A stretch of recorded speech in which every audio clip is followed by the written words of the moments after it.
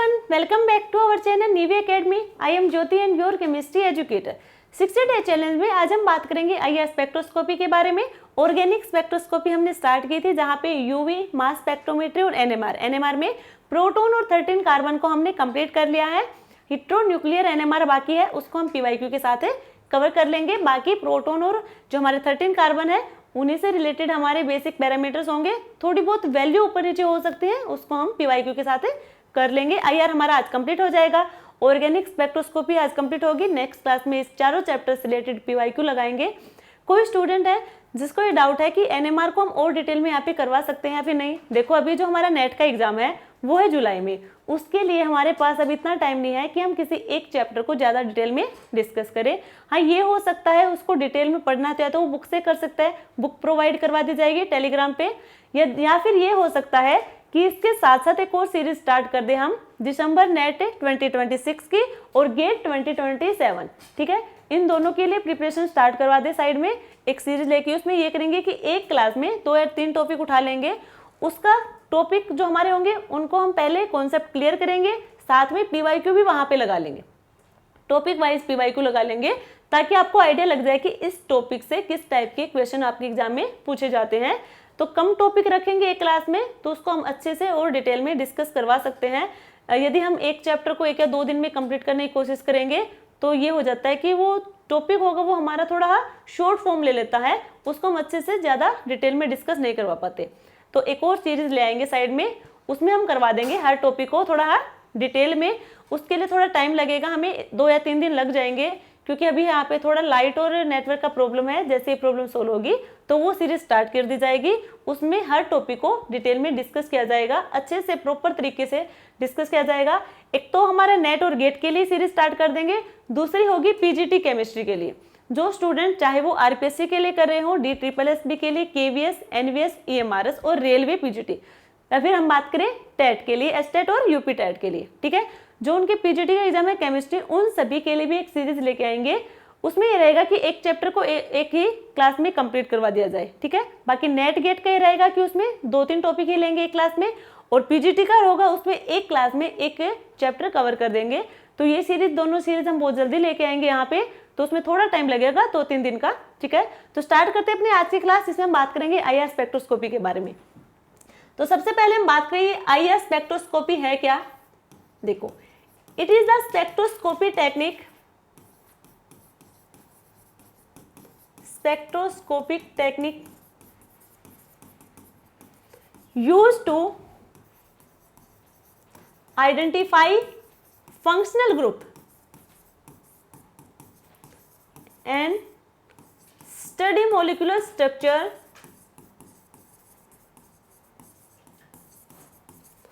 by measuring the absorption of IR, absorption of IR। जो IR होगा ये एक स्पेक्ट्रोस्कोपिक टेक्निक है जहां पे हम फंक्शनल ग्रुप को आइडेंटिफाई करेंगे। ये एक स्पेक्ट्रोस्कोपिक टेक्निक है जिससे हम फंक्शनल ग्रुप को आइडेंटिफाई करेंगे। तो ये हमारा काम है IR स्पेक्ट्रोस्कोपी का। हम बात करें आई रेंज कहाँ पे लाई करेगी। IR range lies between visible and microwave, visible and microwave region. जो आईआर रेंज होगी वो विजिबल और माइक्रोवेव रेंज होगी, उसके बीच में लाई करेगा हमारा आईआर। कहां करेगा, देखो आईआर होगी, इसको हम देखेंगे नियर आईआर, 3 पार्ट में देखेंगे, मिड आईआर और फार आईआर। नियर आईआर जहां पे आईआर की रेंज होगी 0.8 से 2.5 माइक्रोमीटर, ये वैल्यू देख याद रखना, माइक्रोमीटर में है। 2.5 से 25 माइक्रोमीटर, और ये होगा 25 से 1000 माइक्रोमीटर। ये जो रेंज है ये हमारी वेवलेंथ की वैल्यू है, ये है वेवलेंथ यानी कि लैम्डा की वैल्यू है। क्लियर है यहाँ तक सबको। मेनली हम जहाँ पे आईआर को डिस्कस करते हैं वो होगी मिड आईआर। मिड आईआर को वैल्यू का हम यूज करते हैं किसमें है ये? माइक्रोमीटर में। माइक्रोमीटर है यहाँ पे लैम्डा। देखो हमें इसकी यदि वेव नंबर कैलकुलेट करने हो तो कैसे करेंगे? एनर्जी इक्वल होती है एच न्यू। एच होगा प्लैंक कांस्टेंट, न्यू होगी हमारे पास यहाँ पे फ्रीक्वेंसी, ई होगी एनर्जी।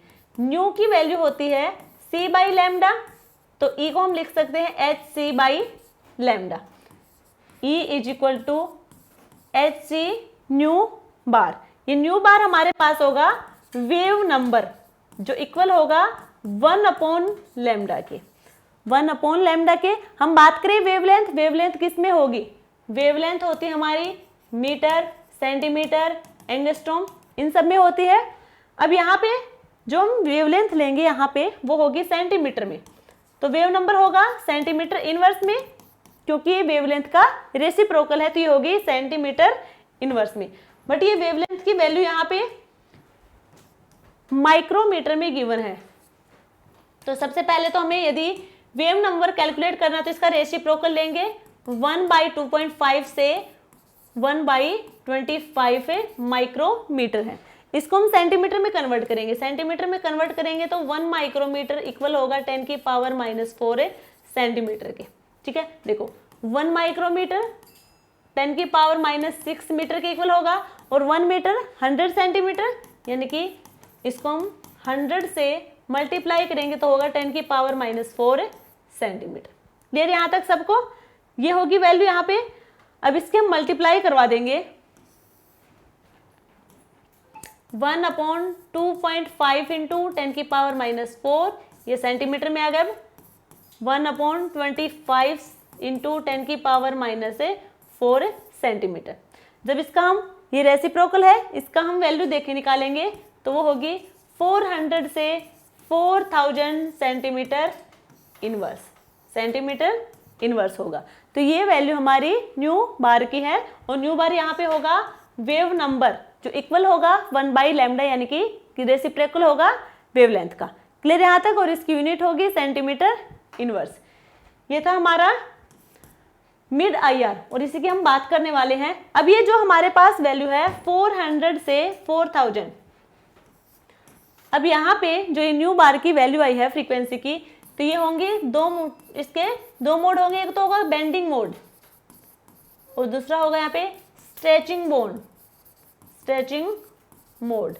बेंडिंग मोड होगा, उसकी रेंज होगी 400 से 1500 सेंटीमीटर इनवर्स, और स्ट्रेचिंग मोड की होगी 1500 से 4000 सेंटीमीटर इनवर्स। ये बेंडिंग मोड क्या है, स्ट्रेचिंग मोड क्या है, इसको हम आगे डिस्कस करेंगे। ये हमने भी बेसिक बातें की है। नेक्स्ट देखो, अब हम वो कंडीशन देखेंगे जहां पे मॉलिक्यूल ऑब्जर्व करेगा IR रेडिएशन को। कोई देखो, हमारा IR का काम क्या है? IR एक टेक्निक है जो फंक्शनल ग्रुप को आइडेंटिफाई करेगा। ठीक है, अब कोई मॉलिक्यूल होगा वो ऑब्जर्व करेगा IR रेडिएशन को। वो कब उस IR रेडिएशन को ऑब्जर्व करेगा, वो कौन सी कंडीशन होंगी? पहले तो हम उन कंडीशन को देखेंगे। A molecule observe IR radiation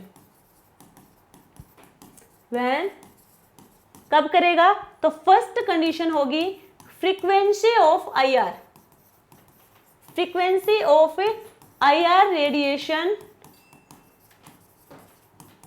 match with the natural vibrational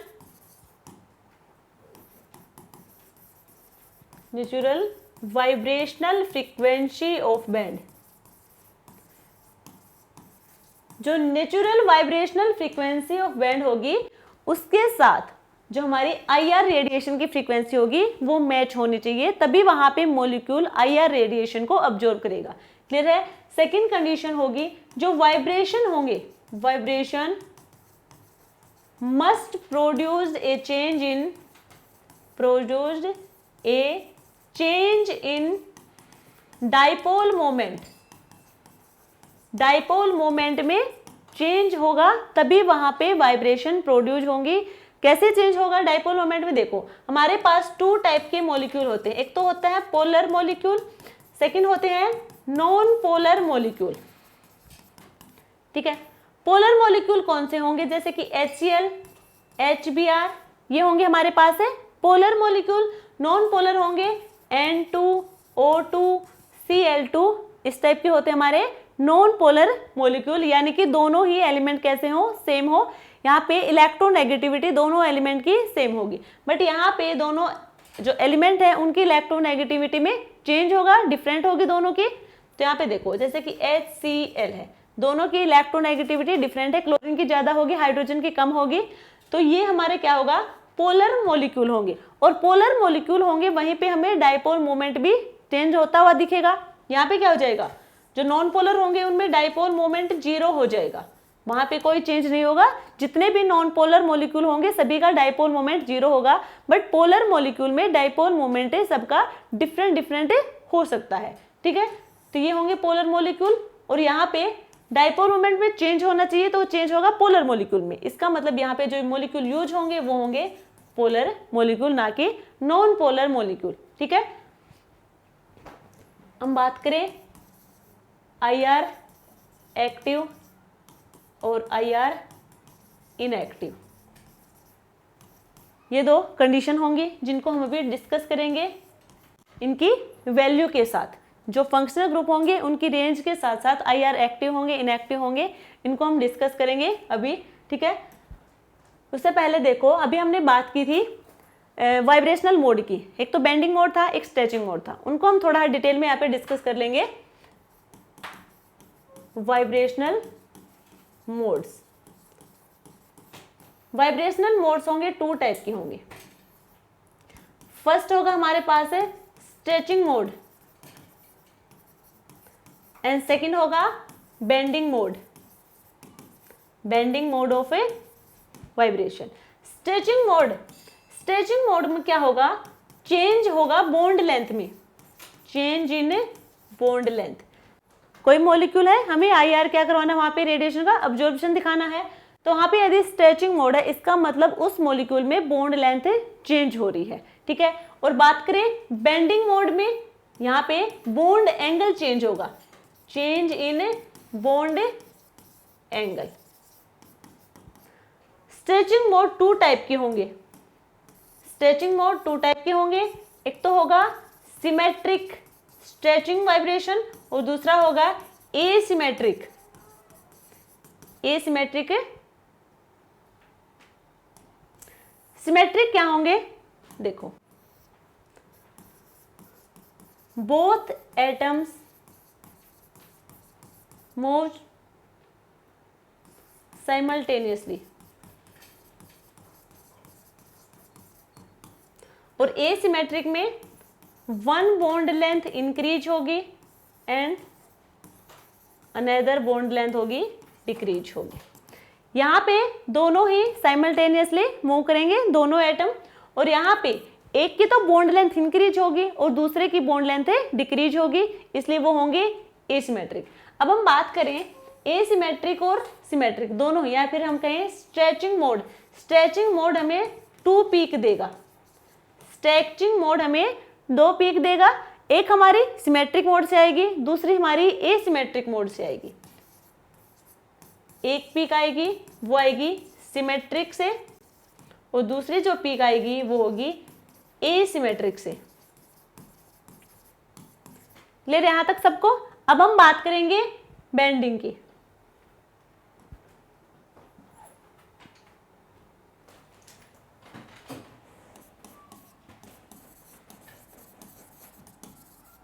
bending modes of a vibration. Bending में हमने बताया यहाँ पे बॉन्ड एंगल चेंज होगा, चेंज इन बॉन्ड एंगल। ठीक है, बेंडिंग मोड भी 2 टाइप्स के होंगे, एक होगा in plane of a bending mode और दूसरा होगा आउट ऑफ फेज। ये 2 टाइप के वाइब्रेशंस होंगे हमारे बेंडिंग मोड में, in plane and out of plane. In plane में होगा यहाँ पे 2 atoms move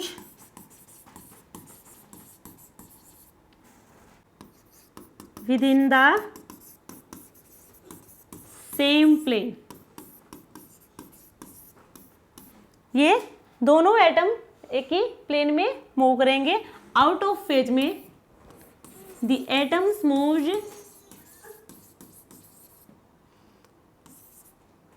above and below the plane,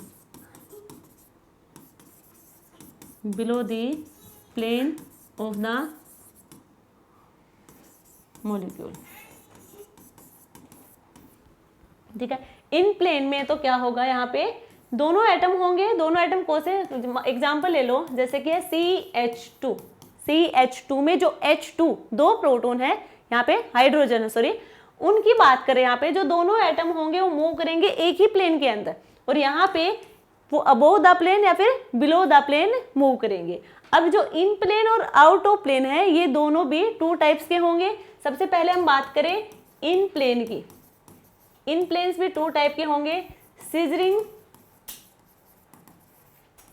and rocking, ये टू टाइप के होंगे।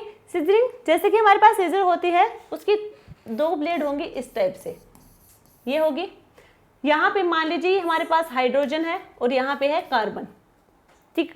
यहाँ पे क्या होगा, सीजर कैसे चलती है, ऐसे एक बार दोनों सेम साइड आएंगे, सॉरी एक दूसरे के साइड आएंगे, सेम साइड नहीं, एक दूसरे के साइड, दूसरा क्या होगा, एक दूसरे से ऑपोजिट जाएंगे, यही होंगे दोनों आइटम। ये हमारे पास हाइड्रोजन है, ये सीजर की ब्लेड है, इनके ऊपर रखे हुए दोनों हाइड्रोजन। जैसे ही ये सीजर होगी, एक इसको हम बंद करेंगे तो क्या हो जाएगा, क्लोज करने पर एक दूसरे की साइड आएंगे दोनों हाइड्रोजन। जैसे इसे ओपन करेंगे, एक दूसरे से वापस से दूर भागेंगे, वही काम है। Both atoms move towards and away from each other,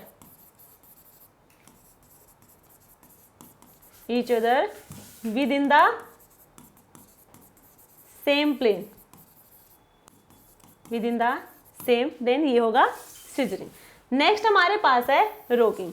rocking में क्या होगा, यहाँ पे ये कार्बन है, ये है हाइड्रोजन और हाइड्रोजन। अभी तो ये क्या तो दोनों एक दूसरे के साइड या फिर एक दूसरे से दूर, ठीक है। यहाँ पे दोनों ही एक ही डायरेक्शन में, कौन सी भी डायरेक्शन हो सकते हैं, वो एक ही डायरेक्शन में जाएंगे दोनों atom. Both atom move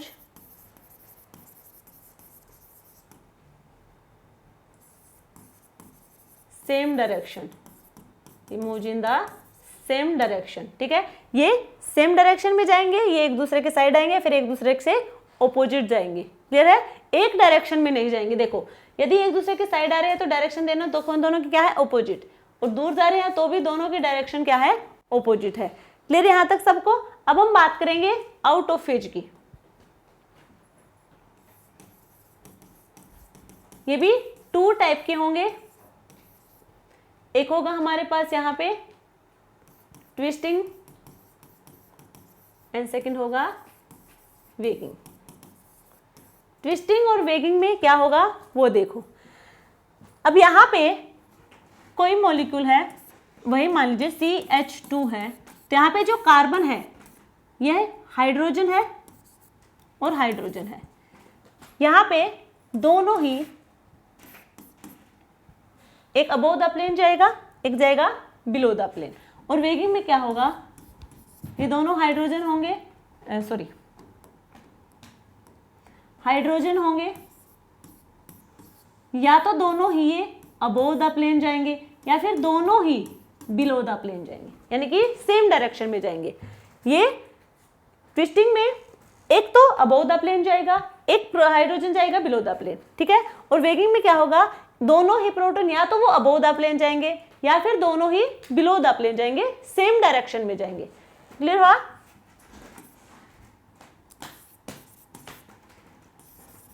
one atom moves above the plane and other atom moves below the plane। यहाँ पे सेम डायरेक्शन में जाएंगे दोनों ही एटम, या तो दोनों अबोव द प्लेन जाएंगे या फिर दोनों ही बिलो द प्लेन जाएंगे। क्लियर यहाँ तक। ये हमने बात की है यहाँ पे वाइब्रेशनल मोड की। अब हम नेक्स्ट बात करेंगे हुक्स लॉ की। हुक्स लॉ या फिर हम कहें वाइब्रेशनल फ्रीक्वेंसी,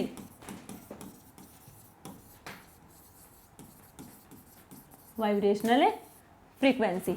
हुक्स लॉ क्या होगा यहाँ पे, nu bar is equal to 1/2 under root k upon mu. ठीक है, के यहाँ पे होगा फोर्स कांस्टेंट, पे जो के होगा वो रिप्रेजेंट करेगा फोर्स कांस्टेंट को, म्यू रिप्रेजेंट करेगा रिड्यूस्ड मास, सी होगी यहाँ पे speed of light, and nu bar होगा यहाँ पे वेव नंबर। ये होगा हमारा हुक्स लॉ। ठीक है, nu bar is equal to 1/2 under root k upon mu. तो म्यू बार देखो यहाँ पे, म्यू बार क्या के डायरेक्टली प्रोपोर्शनल होगा, बिल्कुल डायरेक्टली प्रोपोर्शनल होगा, के डायरेक्टली प्रोपोर्शनल होगा और इनवर्सली प्रोपोर्शनल होगा न्यू के। न्यू हमारा रिड्यूस मास है जिसको हम रिप्रेजेंट करेंगे m1 m2 upon m1 plus m2, ये होगा reduce mass m1 m2 upon m1 plus m2। Nu bar होगा वो के डायरेक्टली प्रोपोर्शनल होगा और म्यू के इनवर्सली प्रोपोर्शनल होगा। क्लियर यहाँ तक सबको? नेक्स्ट देखो, कुछ इंपॉर्टेंट कंडीशन होंगी, इंपॉर्टेंट कंडीशन है हुक्स लॉ की ही, जहां पे आपको फ्रीक्वेंसी, वाइब्रेशनल फ्रीक्वेंसी होगी उसके बारे में पता कर लगेगा। जो हमारी वाइब्रेशनल फ्रीक्वेंसी होंगी वो कब ज्यादा होंगी, कब कम होंगी, उसके लिए क्या कंडीशन है, उस कंडीशन के बारे में हम बात करेंगे। फर्स्ट कंडीशन है स्ट्रोंगर बॉन्ड। स्ट्रोंगर बॉन्ड होगा यदि दो एलिमेंट्स के बीच में, तो वहां पे फ्रीक्वेंसी होगी ज्यादा, हायर फ्रीक्वेंसी। स्ट्रोंगर बॉन्ड कहाँ होगा, जैसे carbon triple bond carbon, carbon double bond carbon, carbon single bond carbon. तो यहाँ पे जितने ज्यादा नंबर ऑफ बॉन्ड होंगे वो उतने ही ज्यादा स्ट्रोंग होंगे। तो ये हमारा स्ट्रोंग बॉन्ड होंगे और ये इसका होगा ऑर्डर। ठीक है, carbon triple bond carbon stronger bond होगा तो इसकी फ्रीक्वेंसी क्या होगी, ज्यादा होगी। नेक्स्ट कंडीशन होगी हमारे पास है स्मॉलर एटम। स्मॉलर एटम, यदि वहां पे एटम स्मॉल लगा हुआ है एलिमेंट्स के साथ है, एटम देखो एक एक एलिमेंट यहाँ पे कॉमन होंगे, दूसरा जो एटम लगा होगा वो किसी एक के पास स्मॉल होगा, दूसरे के पास लार्ज एटम होगा। तो जिसके साथ स्मॉलर एटम लगा हुआ है वो ही हमारा क्या देगा, हायर फ्रीक्वेंसी देगा, हायर फ्रीक्वेंसी देगा। स्मॉलर एटम कैसे, जैसे एक तो है CH बॉन्ड और दूसरा हमारे पास है C और D बॉन्ड। तो यहाँ पे स्मॉल एटम कौन सा होगा, ये हाइड्रोजन होगा, ड्यूटेरियम होगा। तो हाइड्रोजन हमारा स्मॉल एटम होगा क्योंकि इसका मोलिकुलर मास ड्यूटेरियम के कंपैरिजन में कम होगा। तो ये स्मॉलर एटम होने की वजह से ये क्या देगा, हायर फ्रीक्वेंसी देगा CH। नेक्स्ट कंडीशन होगी हमारे पास है हायर स्ट्रेन। हायर स्ट्रेन जहां पे जिस मॉलिक्यूल में जितनी ज्यादा स्ट्रेन होगी उतनी ही ज्यादा फ्रीक्वेंसी होगी। कैसे होगी, देखो ये हमारे पास एक मॉलिक्यूल है साइक्लोब्यूटेनॉन, सेकंड हमारे पास मॉलिक्यूल है साइक्लोहेक्सेनोन। ये दो मॉलिक्यूल हैं। अब हम बात करें कहाँ पे एंगुलर स्ट्रेन ज्यादा होगा, सॉरी हायर स्ट्रेन होगा, किसमें हायर स्ट्रेन ज्यादा होगा। तो ये क्या होगा, जो स्मॉल साइज की रिंग होगी हमारे पास है इसमें ज्यादा स्ट्रेन होगा। यदि हम राइट टू लेफ्ट जाएंगे तो यहाँ पे स्ट्रेन ज्यादा होगा क्योंकि यहाँ पे S कैरेक्टर इंक्रीज होगा। S कैरेक्टर इंक्रीज होगा, हम बात कर रहे हैं आउटसाइड एंगल की, तो आउटसाइड एंगल वहां पे इंक्रीज होगा और वहां पे इसकी फ्रीक्वेंसी भी ज्यादा होगी। तो इन दोनों के कंपैरिजन में साइक्लोब्यूटेनोन की जो फ्रीक्वेंसी होगी वो होगी ज्यादा। नेक्स्ट कंडीशन है greater force constant. Greater force constant higher frequency. जितना ज्यादा फोर्स कांस्टेंट होगा उतनी ही ज्यादा फ्रीक्वेंसी होगी। क्लियर है, जितने ज्यादा यहाँ पे फोर्स कांस्टेंट होगा, के की वैल्यू जितनी ज्यादा होगी उतनी ही फ्रीक्वेंसी की वैल्यू होगी, ये अपने अभी बताया था। वेव नंबर होगा वो डायरेक्टली प्रोपोर्शनल होगा हमारे के साथ, तो के जितना इंक्रीज होगा उतना ही हमारे यहाँ पे वाइब्रेशनल फ्रीक्वेंसी भी इंक्रीज हो जाएगी। नेक्स्ट कंडीशन की हम बात करें तो कॉन्जुगेशन देखो, जिस भी मॉलिक्यूल में आपको यानी कि, और वो भी कहाँ पे, कार्बोनिल में, ठीक है, कार्बोनिल में जहां पे आपको कॉन्जुगेशन देखने को मिलेगा, जितना ज्यादा वहां पे कॉन्जुगेशन होगा उतनी ही फ्रीक्वेंसी कम हो जाएगी। कॉन्जुगेशन इंक्रीज होगा, फ्रीक्वेंसी यहां पे डिक्रीज होगी। जैसे ही मॉलिक्यूल में हमारे कॉन्जुगेशन होगा वहां पे फ्रीक्वेंसी डिक्रीज हो जाएगी। देखो ये हमारे पास है एक मॉलिक्यूल है CH3C डबल बॉन्डेड ऑक्सीजन और ये है CH3, ठीक है। दूसरा मॉलिक्यूल हमारे पास है CH3CH double bond C double bonded oxygen और CH3, ये हमारे पास है। एक ये मॉलिक्यूल है, एक ये मॉलिक्यूल है। हमें बताना है कि इसमें फ्रीक्वेंसी किसकी ज़्यादा होगी। वैसे IR से जो क्वेश्चन आएंगे वो यही आएंगे, फ्रीक्वेंसी हमसे पूछेंगे, फ्रीक्वेंसी ऑर्डर की किस मॉलिक्यूल की फ्रीक्वेंसी ज़्यादा है और किस मॉलिक्यूल की कम है। मेनली क्वेश्चन हमारे यहाँ से यही आएंगे, ऑर्डर ऑफ ए फ्रीक्वेंसी के। तो ये हम कुछ रीजन बता रहे हैं, इनको आपको चेक करना है, उससे आपको आइडिया लग जाएगा कि किस मॉलिक्यूल की फ्रीक्वेंसी ज़्यादा है और किसकी कम होगी। तो यहाँ पे हम क्या देखेंगे, देखो पहले फर्स्ट वाला मॉलिक्यूल देखो, क्या यहाँ पे आपको कोई कॉन्जुगेशन दिख रहा है? बिल्कुल भी नहीं, यहाँ पे कॉन्जुगेशन नहीं है, बट यहाँ पे कॉन्जुगेशन है, यहाँ पे कॉन्जुगेशन है, और कॉन्जुगेशन की वजह से यहाँ पे क्या हो जाएगा, फ्रीक्वेंसी डिक्रीज होगी, फ्रीक्वेंसी यहाँ पे डिक्रीज होगी।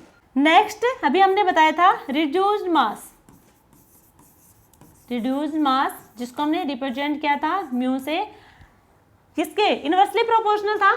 तो ये जैसे ही म्यू इंक्रीज होगा वैसे ही फ्रीक्वेंसी वहां पे डिक्रीज होगी, क्योंकि फ्रीक्वेंसी रिड्यूस मास के इनवर्सली प्रोपोर्शनल होगा, फोर्स कांस्टेंट के डायरेक्टली प्रोपोर्शनल होगा। तो ये कुछ इंपॉर्टेंट कंडीशन थी हुक्स लॉ के लिए, जहां और मेनली क्वेश्चन यहीं से बनते हैं हमारे, जो पूछेंगे ऑर्डर ऑफ ए फ्रीक्वेंसी को, क्वेश्चन यहीं से आएंगे हमारे, ठीक है। तो ये कुछ पॉइंट है जिसको आपको ध्यान रखना है और आपको क्वेश्चन करने में थोड़ा इजी हो जाएगा। अब हम बात करेंगे वैल्यूज की, अब हम बात करेंगे वैल्यूज, वाइब्रेशनल या फिर हम कहें कैरेक्टरिस्टिक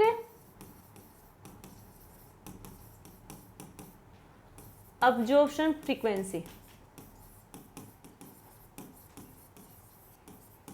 ये वैल्यू इंपॉर्टेंट है। एक जो हमने लास्ट टॉपिक देखा, अभी हमने कुछ इंपॉर्टेंट कंडीशन बताई थी हुक्स लॉ के लिए, वो इंपॉर्टेंट है जो हम अप्लाई करेंगे, ऑर्डर ऑफ फ्रीक्वेंसी पूछेंगे वहां पे, और एक हमारी ये वैल्यू है, ये भी बहुत इंपॉर्टेंट है, तो इनको आप जरूर से याद कर लेना। यहाँ पे जो हम वैल्यू की बात करेंगे, अभी हमने दो टाइप के मोड देखे हैं, एक बेंडिंग मोड देखे, एक स्ट्रेचिंग मोड। तो यहाँ पे हम जो वैल्यू देखेंगे वो हम देखेंगे स्ट्रेचिंग की। तो सबसे पहले वैल्यू देखेंगे वो हम देखेंगे OH स्ट्रेचिंग, OH स्ट्रेचिंग। अब OH यानी कि हमारे पास टू टाइप के हो सकते हैं, एक मॉलिक्यूल ऐसा हो जहां पे OH फ्रीली लगा हो, दूसरा ऐसा मॉलिक्यूल हो जहां पे OH में हाइड्रोजन बॉन्डिंग हमें देखने को मिले। तो एक तो हो फ्री OH। वैसे हम बात करें OH स्ट्रेचिंग, इसकी वैल्यू होगी 3200 to 3600 सेंटीमीटर इनवर्स, ये वैल्यू होगी हमारी टोटल। फ्री OH है यदि हमारे पास, तो फ्री OH होगा, उसके लिए वैल्यू होगी 3600 सेंटीमीटर इनवर्स। नेक्स्ट हमारे पास कंडीशन हो सकती है कि यहाँ पे हाइड्रोजन बॉन्डिंग हो, हाइड्रोजन बॉन्डिंग हो। अब हाइड्रोजन बॉन्डिंग में एक तो इंटरमोलिकुलर हाइड्रोजन बॉन्डिंग होगी,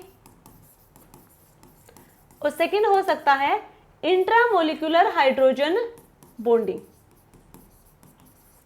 इंटरमोलिकुलर हाइड्रोजन बॉन्डिंग में जो वैल्यू होगी वो होगी 3200 to 3300 सेंटीमीटर इनवर्स, यही होगी, इसी के अंदर आएगी ना ये वाली रेंज 32 से 36 में। और नेक्स्ट हम बात करें इंट्रामोलिकुलर, वो होगी 3400 से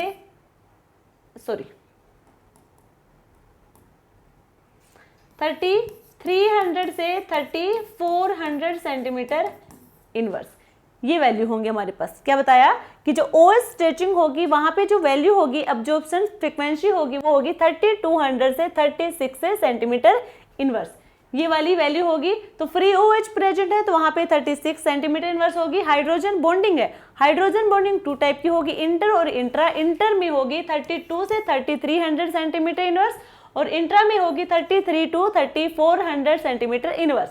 एक OH हमारा हो सकता है कार्बोक्सिलिक एसिड में, C double bonded oxygen OH। इस OH स्ट्रेचिंग की हम बात करें तो इसकी वैल्यू होगी हमारे पास है 24 टू 3400 सेंटीमीटर इनवर्स। तो ये वैल्यू की बात की हमने, ओके बेटा, ये हमने बात की है OH स्ट्रेचिंग की। एक तो OH जो हमारे एल्कोहल में होगा या फिर कोई हाइड्रोजन बॉन्डिंग होगी, दूसरा OH हमने देखा है कार्बोक्सिलिक एसिड में। तो OH की हमने देख ली। अब हम बात करेंगे NH की। नेक्स्ट हमारे पास होगी NH स्ट्रेचिंग। NH स्ट्रेचिंग कहां पे देखने को मिलेगी आपको? Primary amine, secondary amine and tertiary amine. तो प्राइमरी अमीन होगा RNH2 टाइप, इस टाइप का कुछ हो सकता है, वहां पे आपको NH देखने को मिलेगा। नेक्स्ट होगा RNHR और थर्ड हम बात करें RNRR।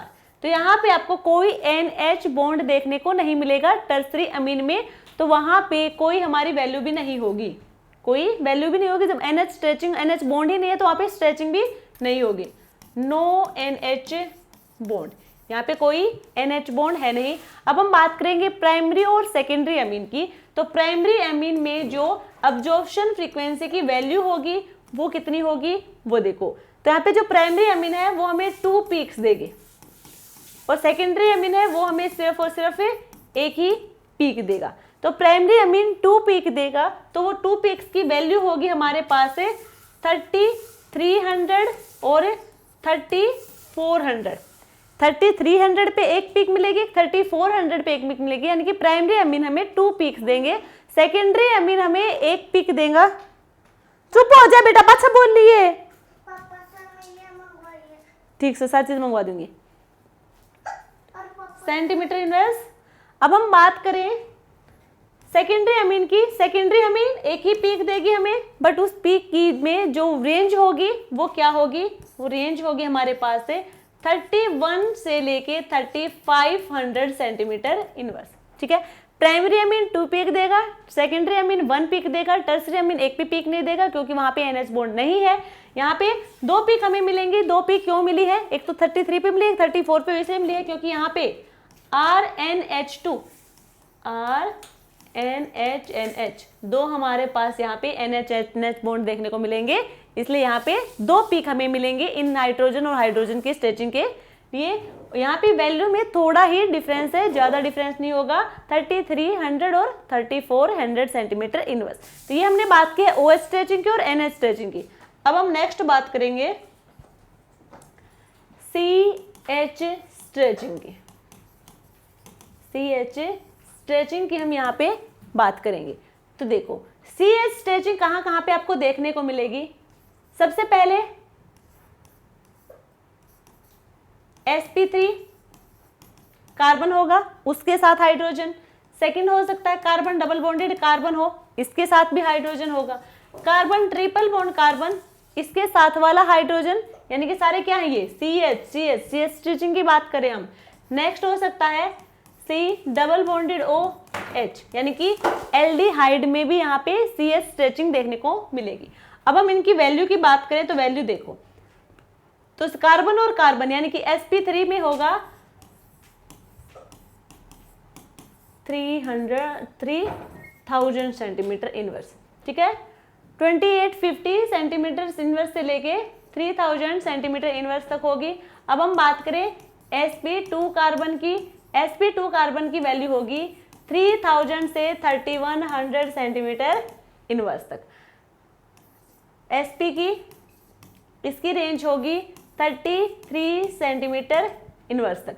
अब हम बात करें एल्डिहाइड की। एल्डिहाइड के लिए यहाँ पे जो कार्बन और हाइड्रोजन के बीच की जो स्ट्रेचिंग होगी, जो वैल्यू होगी, एब्जॉर्प्शन फ्रीक्वेंसी होगी, वो होगी 27,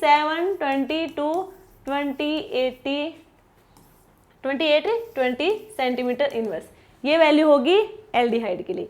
तो ये हमने बात की है CH स्ट्रेचिंग बॉन्ड की। अब हम बात करेंगे कार्बन कार्बन स्ट्रेचिंग की। अब हम बात करेंगे कार्बन कार्बन स्ट्रेचिंग। ये वैल्यू आपको याद रखने होंगे क्योंकि हमारे जो क्वेश्चन होंगे वहां पे वैल्यू काम आएंगे, वैल्यू गिवन होंगी, ठीक है। बट हमें आइडिया तो होनी चाहिए कि ये वैल्यू किसके लिए है, कौन से स्ट्रेचिंग के लिए है, कौन सा स्ट्रेचिंग ये वाली वैल्यू हमें दे रहा है। अब हम बात करेंगे कार्बन कार्बन स्ट्रेचिंग की। कार्बन कार्बन कहाँ पे देखने को मिलेगा? Carbon carbon single bonded, carbon double bonded carbon में, कार्बन ट्रिपल बॉन्डेड कार्बन में, ये होंगे। अब यहाँ पे देखो, कार्बन सिंगल बॉन्ड कार्बन में वैल्यू की बात करेंगे तो 1100 सेंटीमीटर इनवर्स, डबल बॉन्डेड में 1760 सेंटीमीटर इनवर्स, ट्रिपल बॉन्डेड में होंगी 2150 सेंटीमीटर इनवर्स, ठीक है। तो सबसे ज्यादा तो यहीं पे होगी ट्रिपल बॉन्डेड में, और यहाँ पे भी ट्रिपल बॉन्ड में ही इनके कंपैरिजन में ज्यादा होगी, तो इसका भी थोड़ा ध्यान रखना। अब हम बात करें कार्बन ट्रिपल बॉन्डेड नाइट्रोजन, ये भी हो सकता है, ठीक है। तो इसकी हम बात करेंगे तो ये वैल्यू होगी हमारे पास है 2010 से 2210 2250 या 60 तक सेंटीमीटर इनवर्स। क्लियर है? अब हम बात करेंगे कार्बोनिल कंपाउंड की। अब हम बात करेंगे कार्बोनिल कंपाउंड्स की। CO कार्बन और ऑक्सीजन स्ट्रेचिंग की बात करेंगे तो कार्बन और ऑक्सीजन कहाँ पे देखने को मिलेगा? सबसे पहले हम बात करें एल्डिहाइड में, कीटोन में, कार्बोक्सिलिक एसिड में, अमाइड में, एस्टर और एसिड क्लोराइड, ये होंगे। क्या यहाँ पे इन सब में आपको कार्बन और ऑक्सीजन के बीच में बॉन्ड दिख रहा होगा? उनकी क्या होगी? स्ट्रेचिंग की बात करेंगे हम। वैल्यू क्या होगी वो देखो, वैल्यू होगी यहाँ पे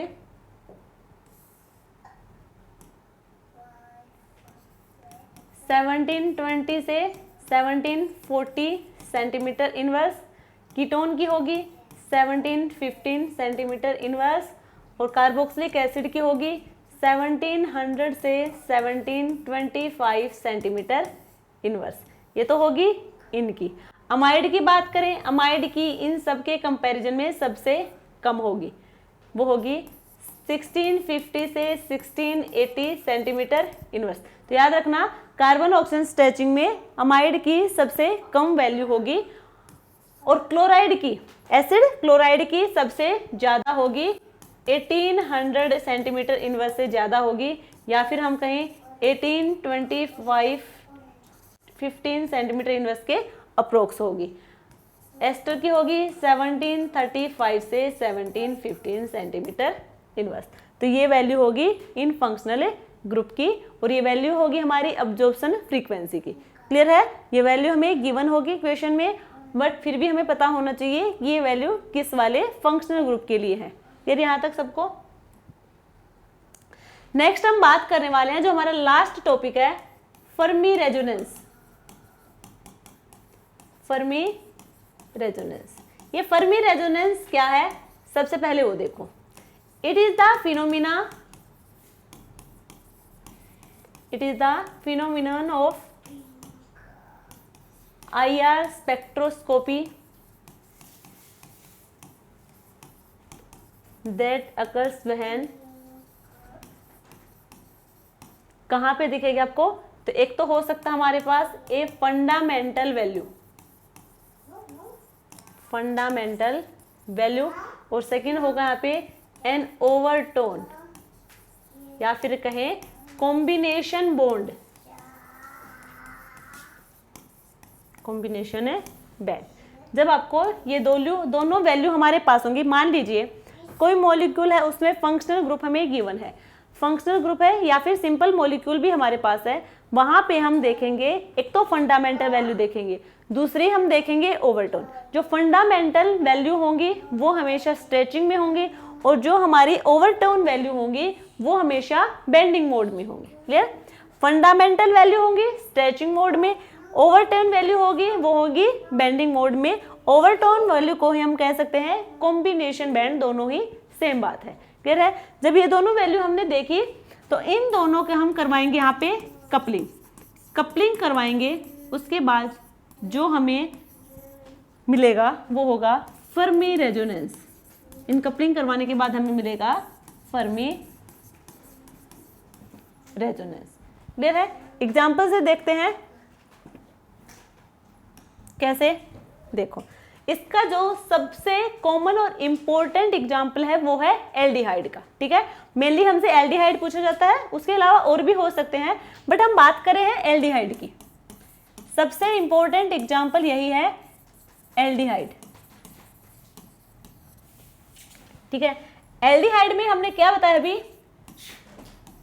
RC डबल बॉन्डेड OH, ये होगा एल्डिहाइड का फॉर्मूला, यही होता है हमारे स्ट्रक्चर। अब हम बात करें, हमने बताया था फर्मी रेजोनेंस में यहाँ पे हमारे पास एक तो फंडामेंटल वैल्यू होगी और एक हमारे पास होगी ओवरटोन। तो एक तो होगी फंडामेंटल वैल्यू और दूसरी हमारे पास है ओवरटोन। फंडामेंटल वैल्यू हमने कहा था स्ट्रेचिंग मोड में हमें मिलेगी, ये मिलेगी स्ट्रेचिंग मोड से और ओवरटोन वैल्यू मिलेगी हमें बेंडिंग मोड से, ये मिलेगी बेंडिंग मोड से। क्लियर यहां तक? तो अब यहां पे देखो C और CH दो टाइप के हमें बॉन्ड देखने को मिलेंगे। अब यहाँ पे स्ट्रेचिंग बॉन्ड में कार्बन और हाइड्रोजन यानी कि CH, ये वाला होगा, ये होगा हमारे पास है फंडामेंटल वैल्यू देगा, ये देगा फंडामेंटल वैल्यू स्ट्रेचिंग मोड में। क्लियर? नेक्स्ट हमारे पास है बेंडिंग मोड देगा ये वाला CO, ये हमें देगा बेंडिंग मोड। अब यहां से इन दोनों की अब हम करवाएंगे कपलिंग। अब यहाँ पे जो कपलिंग होगी उससे हमें मिलेगी फर्मी रेजोनेंस, वहां से हमें मिलेगी फर्मी रेजोनेंस। यहाँ तक सबको ये हमने बात की है एल्डिहाइड की। तो एल्डिहाइड ही इसका सबसे कॉमन एग्जाम्पल है। इसके अलावा यदि आप कोई और स्ट्रक्चर देखना चाहो तो एग्जाम्पल देखो CO2। ठीक है, CO2 में भी आपको एक तो फंडामेंटल वैल्यू देखने को मिलेगी, दूसरी यहाँ पे बेंडिंग वैल्यू, जो यहाँ पे बेंडिंग वैल्यू होगी और फंडामेंटल वैल्यू होगी। ठीक है, तो वही फंडामेंटल में स्ट्रेचिंग, फंडामेंटल में होगी स्ट्रेचिंग मोड और स्ट्रेचिंग में भी कौन सी, सिमेट्रिक या फिर एसिमेट्रिक, तो यहाँ पे होगी सिमेट्रिक। ठीक है, और बेंडिंग वैल्यू में भी हमें यहाँ पे सिमेट्रिक वैल्यू मिलेगी, बट उसकी इंटेंसिटी क्या होनी चाहिए, इसके साथ इसके कंपैरिजन में ज़्यादा होनी चाहिए। ठीक है, तो वो हो जाएगी हमारी बेंडिंग मोड वाली ओवरटोन वैल्यू। फिर हम इन दोनों की कपलिंग करवाएंगे, कपलिंग करवाने के बाद हमें फर्मी रेजोनेंस से मिलेगा। तो इसके कुछ और एग्जाम्पल भी हो सकते हैं तो हम इसके PYQ के साथ कर लेंगे। तो PYQ करेंगे तो उससे हमें आइडिया लग जाएगा कि हमारे एग्जाम में किस टाइप के क्वेश्चन हमसे पूछे जाते हैं। नेक्स्ट क्लास में ही हम इन सबके PYQ लगाएंगे। तो ये थी हमारी आज की क्लास, थोड़ी छोटी है बट इंपॉर्टेंट है, आप एक बार कोर करना इसे जरूर। और PYQ आप पहले खुद से भी लगा सकते हैं, हम कल लगवाएं, उससे पहले एक बार आप खुद से ट्राई करना सारे के सारे PYQ। आज ये जो चारों चैप्टर हैं इनके जो PYQ होंगे आज मैं टेलीग्राम चैनल पे दे दूंगी, तो आप उसके बाद ट्राई करना। नेक्स्ट क्लास में हम उनको खुद करेंगे सारे। ठीक है, थैंक यू।